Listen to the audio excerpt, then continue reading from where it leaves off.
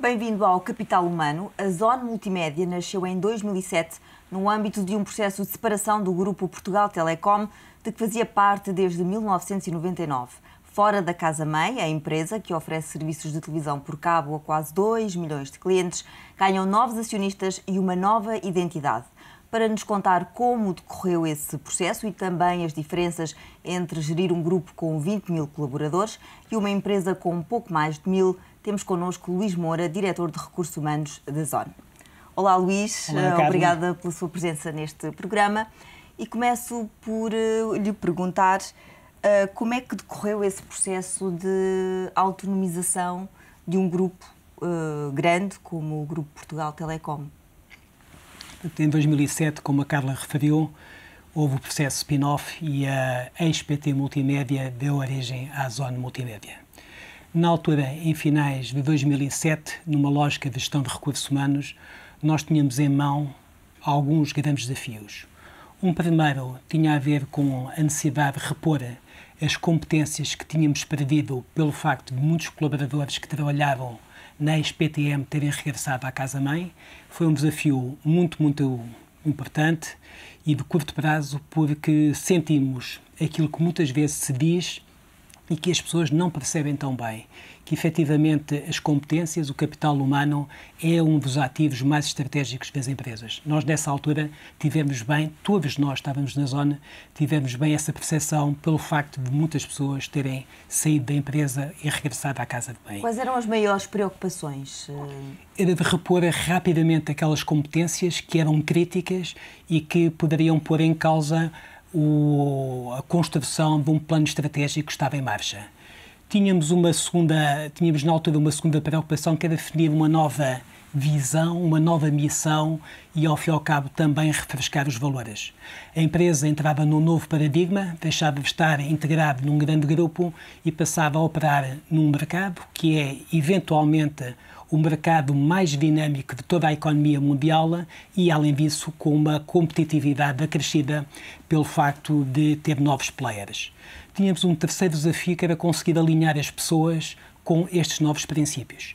E, finalmente, tínhamos um quarto desafio, também muito importante, que era mostrar ao mercado, mostrar aos stakeholders que tínhamos, efetivamente, competências, que tínhamos experiência, que tínhamos energia e tínhamos efetivamente muita vontade para conseguir ter sucesso neste novo modelo, neste novo mercado que, para além de dinâmico, era mais competitivo. Penso que os resultados que a Zone apresentou há pouco menos de um mês provam que estes desafios foram vencidos.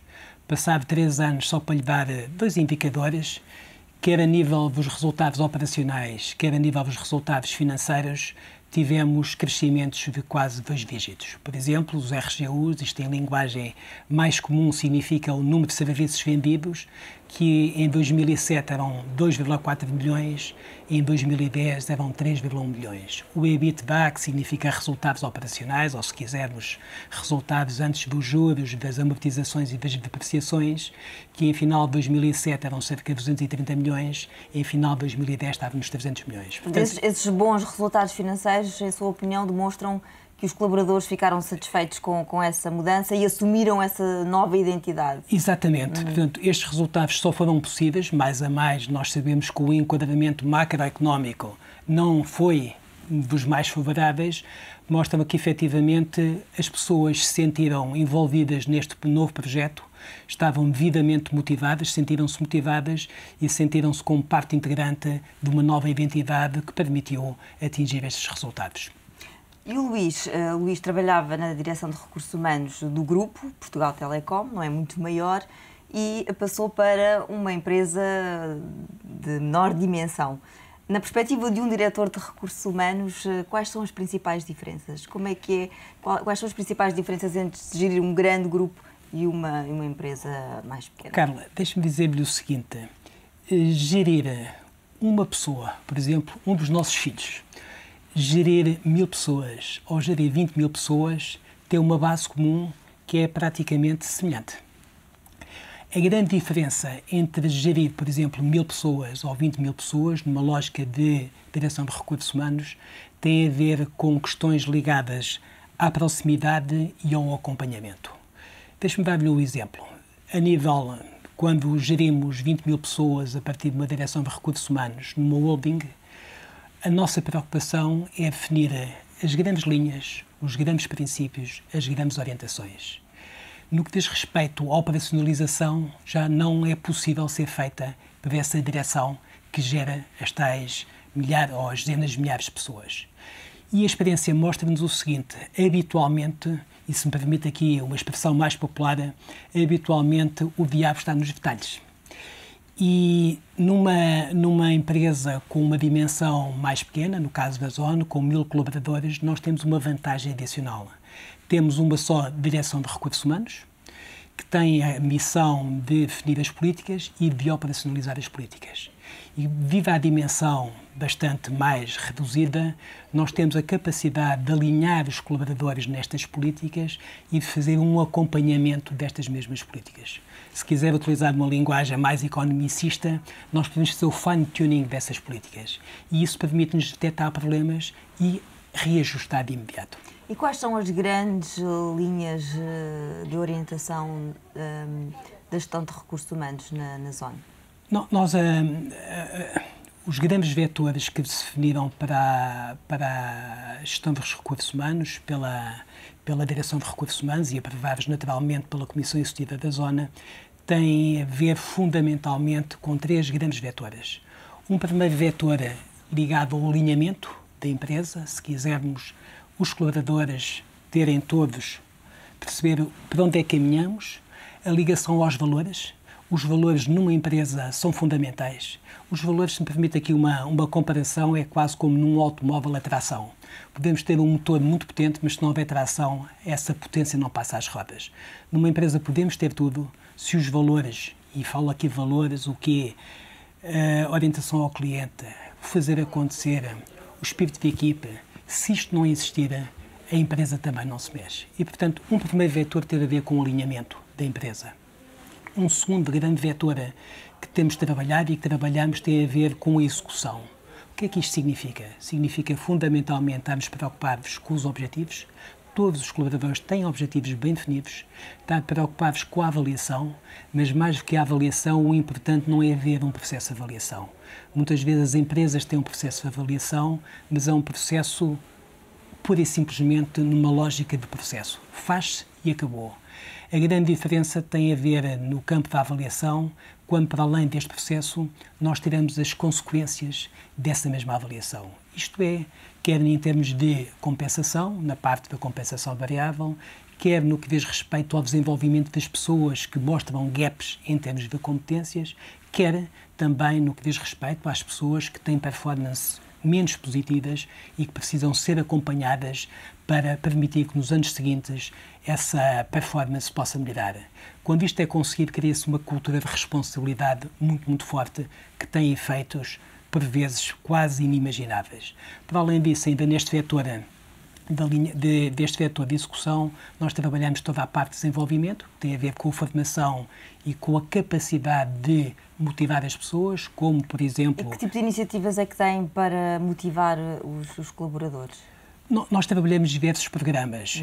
Por exemplo, no âmbito da formação, temos a preocupação de garantir que as pessoas estão capazes de lidar com os desafios do futuro e procuramos passar um conjunto de ações de formação, como, por exemplo, na parte mais de inovação, no sentido de envolver as pessoas na criação, no sentido de envolver as pessoas para permitirem participar naquelas linhas que consideramos mais importantes relativamente a desafios que temos hoje. E tem parcerias também com a Universidade Católica, certo, não é? Nós temos aqui parcerias com empresas ou com universidades de topo e líderes no mercado nacional e o que nós procuramos fazer no que diz respeito à formação, para além daquela formação técnica que as pessoas têm que ter para permitir responder aos desafios, temos vindo a procurar garantir que todos os colaboradores na zona têm uma base comum em termos de gestão e em termos de liderança.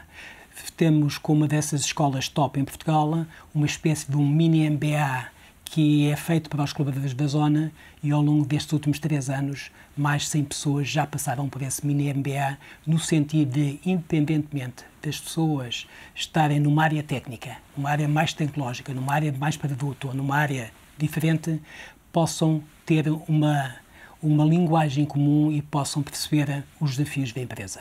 Outra das coisas que procuram incentivar é as ideias, que os colaboradores tenham ideias e apresentem as suas ideias. E até fazem questão em que pelo menos 4 das ideias apresentadas sejam efetivamente adotadas e implementadas. É assim? Certo. Quer explicar? Isso tem a ver com o terceiro vetor que há pouco acabei por não falar, da renovação. Nesse vetor da renovação, um dos pontos importantes tem a ver com a inovação. A nós preocupa-nos que as pessoas tenham um espírito de inovadora. Nós costumamos dizer que estamos a tentar também que a nível da cultura haja uma cultura de empreendedorismo que tem a ver com essa inovação.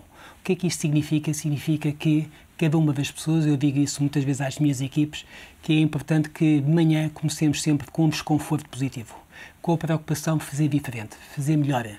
Porque numa empresa como a nossa, que é líder de mercado, mas que nem de longe, nem de perto, é a empresa financeiramente maior, nós temos que nos esforçar mais, não basta que não cometamos erros. Temos que ser mais inovadores, temos que ser diferentes. 2 programas como 2 exemplos. Nós, habitualmente, fazemos um encontro todos os anos com a Comissão Executiva, nomeadamente com a Ferreira Costa, que está sempre presente, onde convidamos 50 colaboradores para discutirem em grupo, através de 5, 6 grupos, 5 temas que nos preocupam a todos. 5 temas de futuro ou de presente. Quadros de topo. Quadros, não só diretoras. Diretoras e não só. Portanto, quadros que nós selecionamos e que vão rodando para envolver. Porque é importante que esta cultura esteja generalizada por toda a organização. Para além disso, por exemplo, todos os anos, o Presidente, o Ferreira Costa, neste caso, convida as pessoas a apresentarem projetos que consideram que possam ser positivos para a organização e, dentro dos projetos selecionados, habitualmente 4 são apresentados num dos encontros colaboradores, portanto, com toda a empresa, onde as pessoas podem expor as suas ideias, o racional daquilo que acham que deve ser alterado e que pode ser melhorado. Portanto, isto são 2 exemplos no âmbito de inovação que temos tentado traduzir na empresa para dinamizar também esta cultura de empreendedorismo. Luís, e que desafios para o futuro? O que é que pode ser melhorado? Nós, neste momento, eu acho que o grande desafio que temos tem a ver com a preocupação de dotar a empresa das competências que hoje se dizem digitais. A televisão e até as telecomunicações de hoje são totalmente distintas daquelas que tínhamos há 3 anos. Há 3 anos foi ontem. E as de amanhã vão ser totalmente distintas também das que temos hoje. Julgo que é fundamental nós termos todas as pessoas preparadas para os novos desafios, nomeadamente nas competências digitais. O que é que isto significa?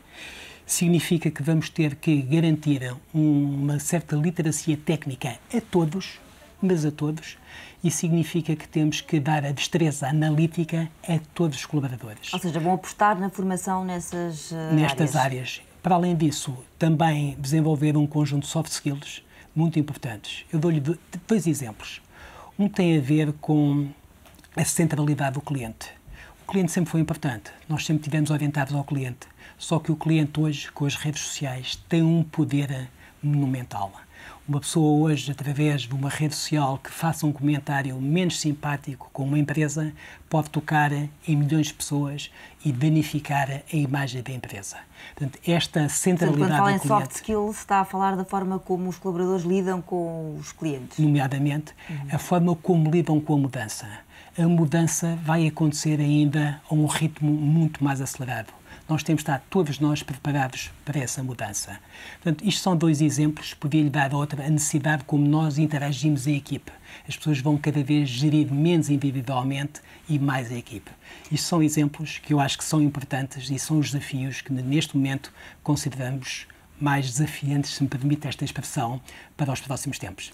Luís, muito obrigada por ter vindo ao Capital Humano.